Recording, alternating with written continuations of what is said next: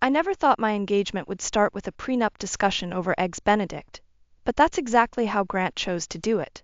The ring was stunning, a 3-carat diamond that caught the morning light streaming through the cafe windows.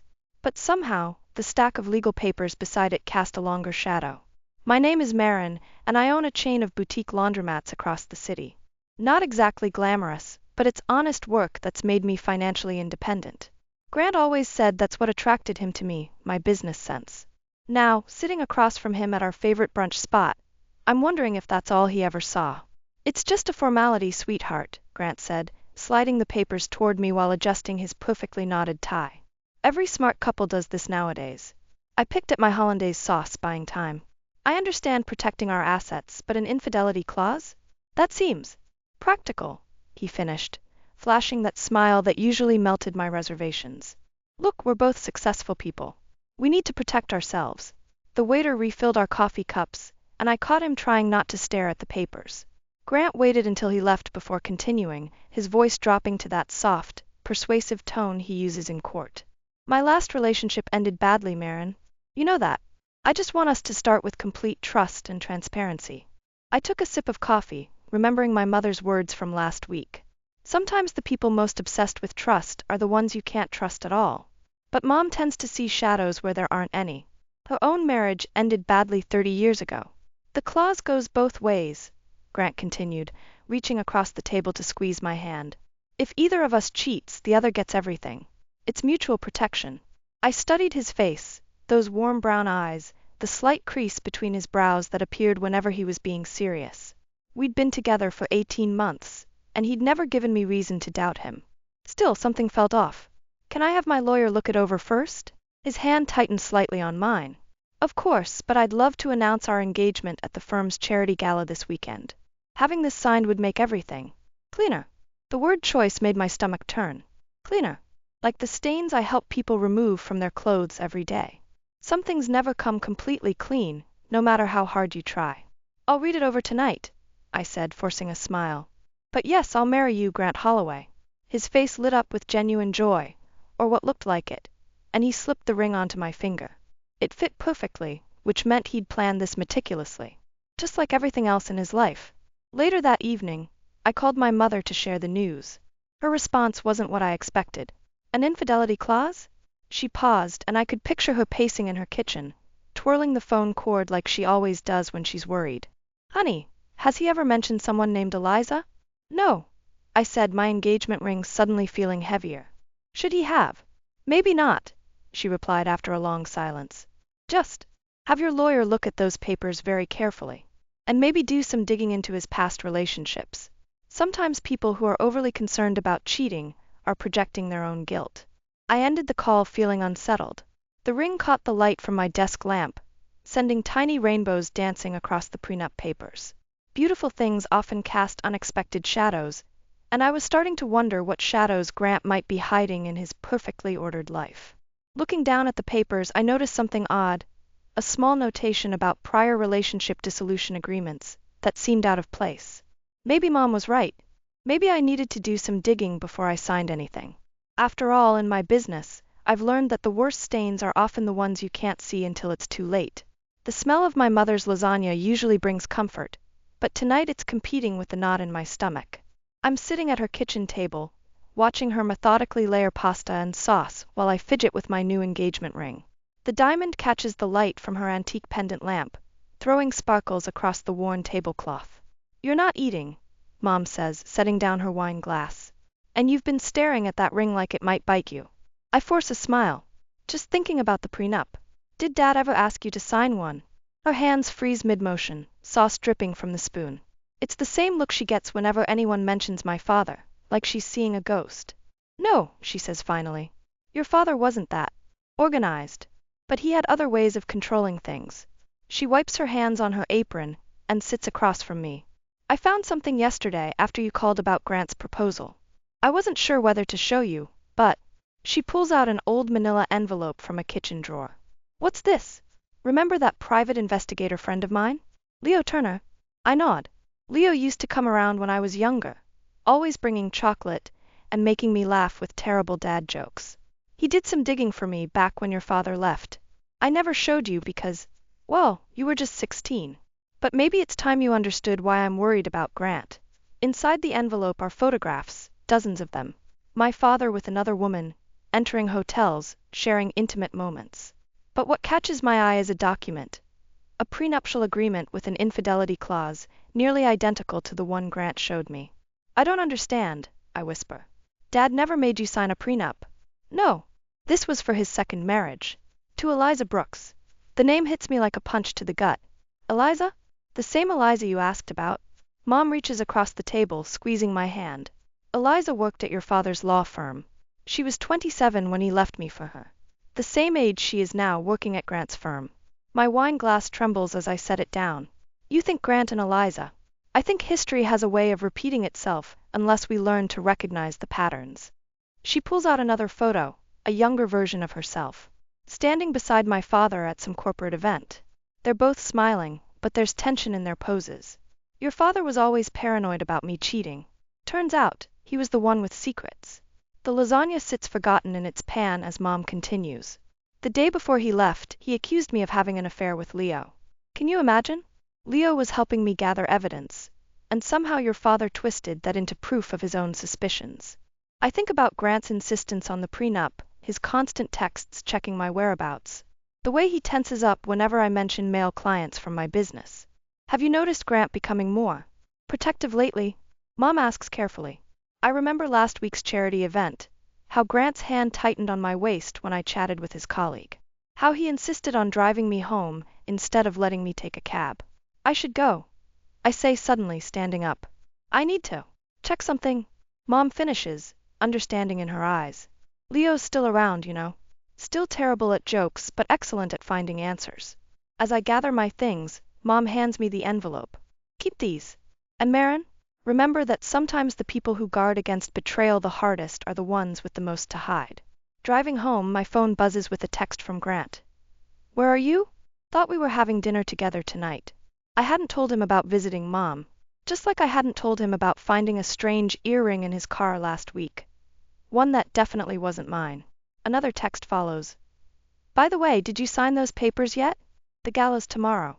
I think about the prenup sitting and signed on my desk, about Eliza Brooks, about patterns repeating themselves. Maybe it's time to make a call to Leo Turner. After all, some stains need professional help to remove. And I'm starting to suspect there are more secrets in Grant's perfectly pressed life than even he realizes I can see. The anonymous email arrived while I was doing inventory at my flagship store. Ask Grant about the camera in your bedroom. No subject line, no signature. Just those 7 words that made my blood run cold. I almost dropped my tablet, steadying myself against a shelf of lavender-scented dryer sheets. The message couldn't be real. But then I remembered Grant's increasing paranoia, his constant questions about my late nights at work, his insistence on upgrading our home security system last month. My phone buzzed, speaking of the devil. Coming home early tonight. Made dinner reservations at Bellini's. Wear that blue dress I bought you. The blue dress. The one he'd insisted on buying after seeing me talking to my new supplier, Marcus, for too long at a business convention. I texted back a quick, okay, and called Leo Turner instead. Check for cameras, Leo said after I explained the situation. Start with smoke detectors, air vents, and any new electronics. And Marin, don't let on that you know. I waited until Grant texted that he was stuck in a meeting before going home. Our bedroom looked exactly as I'd left it this morning. Perfectly made bed, Grant's ties arranged by color. My jewelry box positioned just so on the dresser. But now everything felt sinister. The new smoke detector caught my eye first. Grant had installed it himself, insisting the old one was outdated. Standing on a chair, I carefully removed the cover. My hands shook as I found the tiny camera lens, nearly invisible unless you knew what to look for. My phone buzzed again. Another anonymous email. Check his laptop. Password, Eliza B. 1995. I sat at Grant's desk, my fingers hovering over his keyboard. This was wrong. This was invasion of privacy. This was exactly what he'd done to me. The password worked. His emails loaded, and there it was, dozens of exchanges with Eliza Brooks. Meeting arrangements. Late-night messages. Photos. Running late tonight, darling. Don't wait up. The timestamp showed last Thursday, when Grant told me he was working late on the Morrison case. The front door clicked open downstairs. Marin? Are you home early? I quickly closed the laptop, my heart pounding. Just changing for dinner. I called down, trying to keep my voice steady. Grant appeared in the doorway, his smile faltering slightly as he saw me by his desk. Everything okay? Fine, I said, forcing a smile. Just needed to borrow a pen. He crossed the room, placing his hands on my shoulders. From this angle, I could see the smoke detector, the camera pointed directly at us. You seem tense. Work stress. Actually, something weird happened today, I said, watching his reflection in the window. I got this strange email about cameras in our bedroom. Crazy, right? His hands tightened slightly on my shoulders. Probably just spam. You know how hackers are these days. Probably, I agreed, stepping away. Should I wear the blue dress tonight? Perfect choice, he said, but his eyes darted to the smoke detector for just a fraction of a second. At Bellini's, Grant ordered wine and launched into a story about his latest case. I nodded along, noticing how he kept checking his phone under the table. Oh, he said casually. I need those prenup papers signed by tomorrow. The firm's partnership announcement is coming up, and appearances matter. Partnership announcement? I asked, remembering something from his emails. Is that why Eliza's been working such late hours? The wine glass froze halfway to his lips. Eliza? Brooks, I said, watching his face carefully. Your new associate? Mom mentioned her. Right, he said, setting down his glass. She's dedicated. Speaking of work, how's Marcus? Haven't seen him around lately. The deflection was smooth, practiced. Just like the way he'd smoothly installed that camera. Just like he'd smoothly convinced me I was imagining things when that earring turned up in his car. My phone buzzed one more time. Another anonymous email. Check the restaurant's security footage from last week. Table 12. Same time, different woman. I looked up at Grant, still talking about Marcus, still trying to direct suspicion away from himself. The diamond ring felt heavy on my finger, like a shackle rather than a promise. Actually, I said, cutting him off mid-sentence, let's talk about the camera in our bedroom. Leo's office hasn't changed in 20 years. Same worn leather chairs, same coffee-stained desk, same stack of case files threatening to topple over. But I've changed, sitting here clutching a USB drive containing footage from Grant's hidden cameras. You need to see this, Leo says, clicking through files on his computer. Your mother was right to be worried. The security footage from Bellini's plays out in grainy black and white. There's Grant at table 12, but instead of Eliza, he's with a woman I've never seen before. Their body language is intimate, familiar. The timestamp shows this was just 3 days after he proposed. There's more, Leo says quietly. Much more. My engagement ring catches the light from his desk lamp, and I twist it absently. Show me. Files appear on screen, bank statements, emails, photos. A pattern emerges. Grant's paranoia about cheating isn't just projection. It's strategy. He's done this before, Leo explains, pulling up marriage records. 3 engagements in the past 5 years. Each time, there was a prenup with an infidelity clause. Each time, he manufactured evidence of cheating. My phone buzzes, Grant asking where I am. I ignore it. The cameras aren't just about watching you, Leo continues. They're about controlling the narrative. If you look closely at the footage from your bedroom, there are subtle edits. He's creating his own evidence. A knock at the office door makes us both jump. It's Mom, carrying a familiar manila envelope. I found something else, she says, laying out more photographs. These are from your father's case, but look at this woman in the background. I lean closer. Behind my father and his mistress stands a much younger Grant Holloway. He worked at the same firm as your father, Mom says. He wasn't just Eliza's colleague, he was her mentor. The same way your father was before. My phone buzzes again. Grant, dinner at home tonight. Important partnership news to discuss. Or something nice. He's going to try to trap you, Leo warns. The partnership announcement, the prenup deadline, it's all connected. Look at this pattern with his previous fiancées. The evidence is devastating. Each woman signed the prenup, each was accused of cheating, and each lost everything in the aftermath. But something doesn't add up. Why the anonymous emails? I ask. Who's trying to warn me? Leo and Mom exchange glances. We think it's Eliza, Mom says. She's starting to piece things together too. Grant's getting sloppy, probably because he's running both plays at once. My phone lights up with another text. Found something interesting on the bedroom camera. We should talk. He's getting desperate, Leo observes. That's when these types make mistakes. I stand up, gathering the evidence into my bag. Then maybe it's time we use those mistakes against him. Marin, Mom starts, concern etching her face, but I cut her off. I'm not running away like those other women.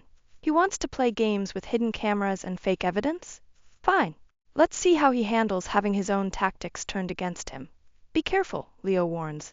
Men like Grant are most dangerous when they're cornered. I check my phone one last time. 3 missed calls from Grant and a new anonymous email. Don't go home tonight. He knows. But I'm done hiding. Done being manipulated. Done letting history repeat itself. I need copies of everything, I tell Leo. And I need you to get a message to Eliza. Tell her I know about Table 12, and I have a proposition for her. Mom touches my arm. What are you planning? I think about the camera in our bedroom, about Grant's careful manipulations, about all the women before me who lost everything. Grant wants evidence of cheating? I say, slipping off my engagement ring. I'm going to give him exactly what he wants, just not the way he expects.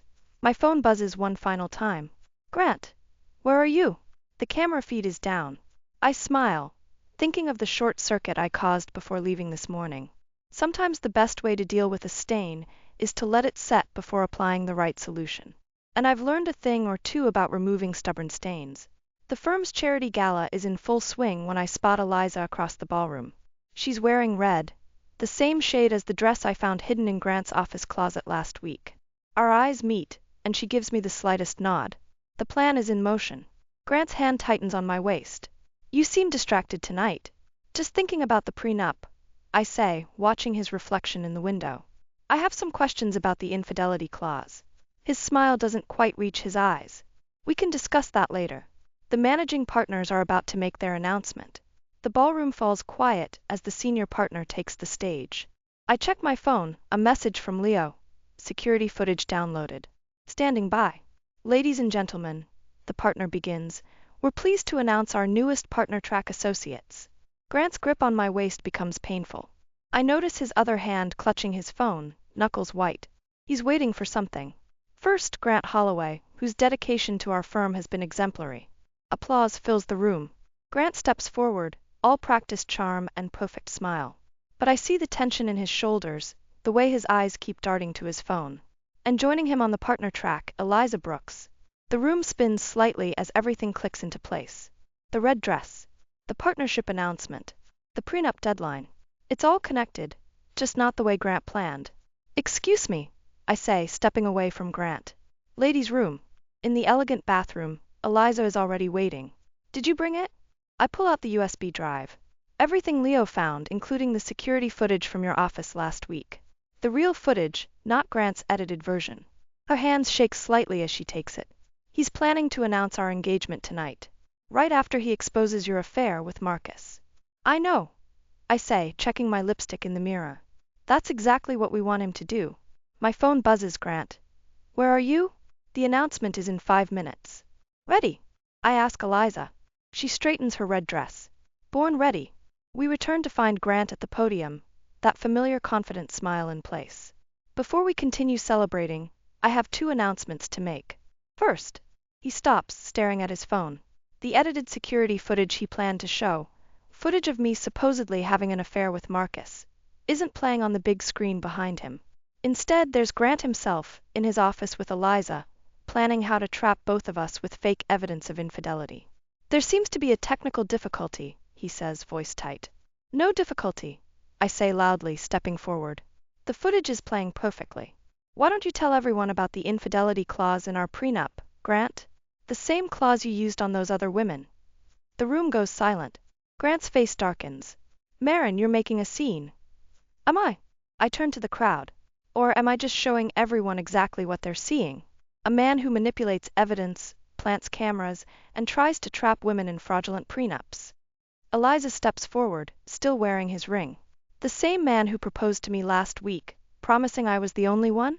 The managing partners are whispering now.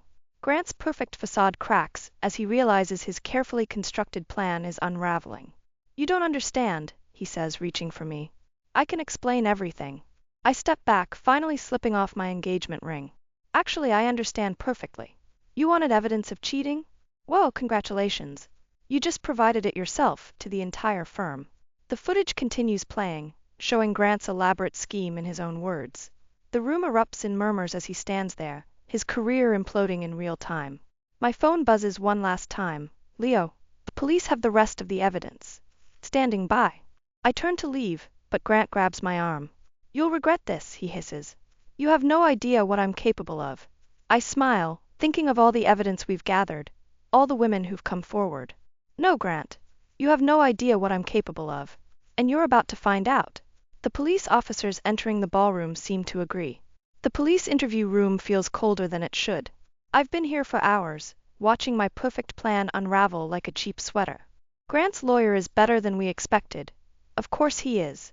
He's had practice defending against these exact accusations before. Miss Ellis, Detective Roberts says, sliding another photo across the table. Can you explain why you were accessing Mr. Holloway's private files? My throat tightens. The security camera footage from Grant's office shows me clearly, the timestamp matching exactly when I downloaded the evidence. Evidence that's now being called into question because of how it was obtained. My client, Grant's lawyer interjects smoothly, would like to drop all charges if Miss Ellis signs a non-disclosure agreement. He's being quite generous, considering the damage to his reputation. My phone buzzes in my pocket, probably Leo or Mom, wondering why I haven't answered their calls. But I can't tell them about this meeting. Can't admit how badly I've miscalculated.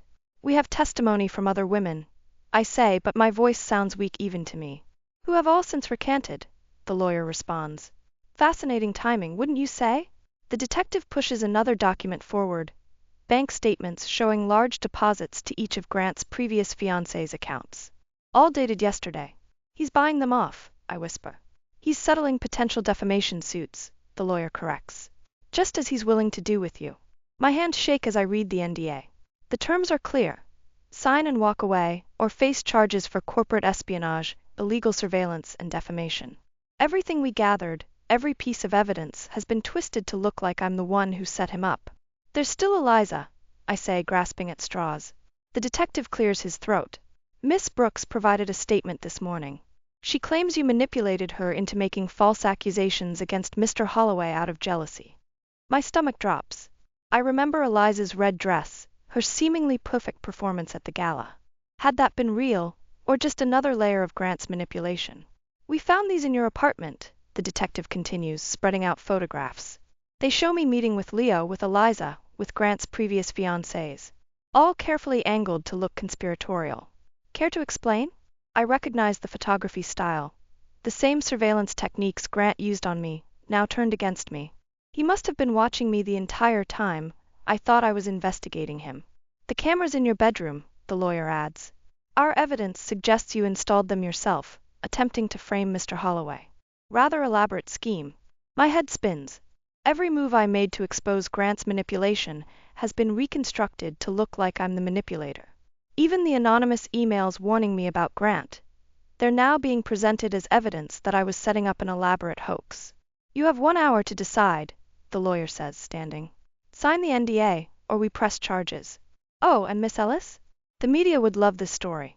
The jealous ex-fiancé who tried to destroy a prominent lawyer's career? It would be unfortunate if your business suffered from such publicity. They leave me alone with the papers. My phone buzzes again, a text from Mom. Where are you? Leo says something's wrong. Another message pops up, this one from an unknown number. You should have learned from the others. Nobody wins against Grant Holloway. I stare at my reflection in the two-way mirror, wondering if Grant is watching from the other side. Is he smiling that perfect smile, knowing he's turned my own revenge plot against me? The NDA sits there, mocking me. Sign it, and everything disappears, the evidence, the testimonies, the truth. Don't sign, and I lose everything I've built, including my business. Grant wins either way. My phone lights up one last time. It's Eliza.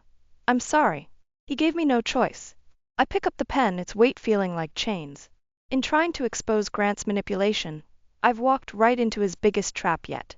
The question isn't whether I'll sign, it's whether I can find another way to fight back after I do. Because one thing's certain, this isn't over. Not by a long shot. The storage room of my flagship laundromat isn't where I expected to have this final conversation with Grant, but there's something fitting about it. This is where I built my business from nothing, where I learned that even the worst stains can be removed with the right approach. Quite the performance at the police station, Grant says, leaning against a shelf of cleaning supplies. Signing that NDA so quickly. I almost felt disappointed. I continue folding sheets, keeping my movement steady. Did you come here to gloat? Actually, I came to return this. He places my engagement ring on top of the fresh linens. And to ask why you kept a copy of everything. The footage, the emails, the bank records, all safely stored with your mother's lawyer. My hands pause briefly. So he found out about that. Insurance, I say, meeting his eyes. Just like those cameras you installed. His perfect smile slips slightly. The NDA only covers the original evidence, I finish. Not the new material that came after. Like the recording of you bribing Eliza. Or the footage from this morning, when you threatened my business. Grant's facade cracks further. You're bluffing. I pull out my phone, playing the video Leo captured of Grant's meeting with Eliza. The audio is crystal clear.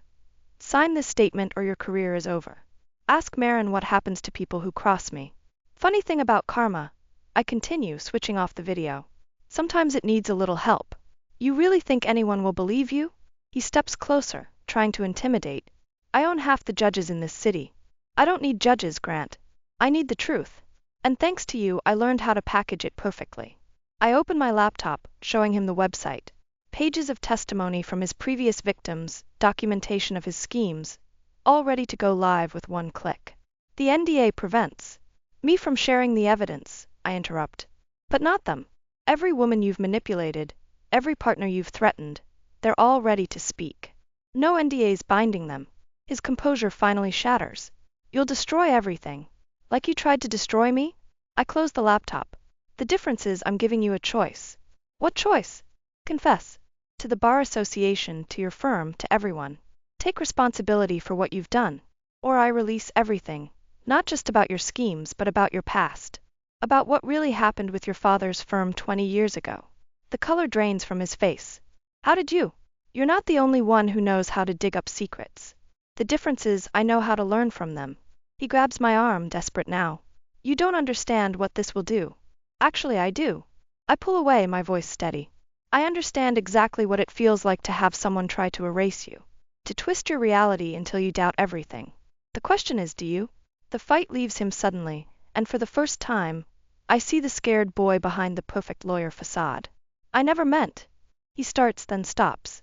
I just couldn't bear the thought of being betrayed again. So you betrayed everyone first, I finish. But it doesn't have to end that way.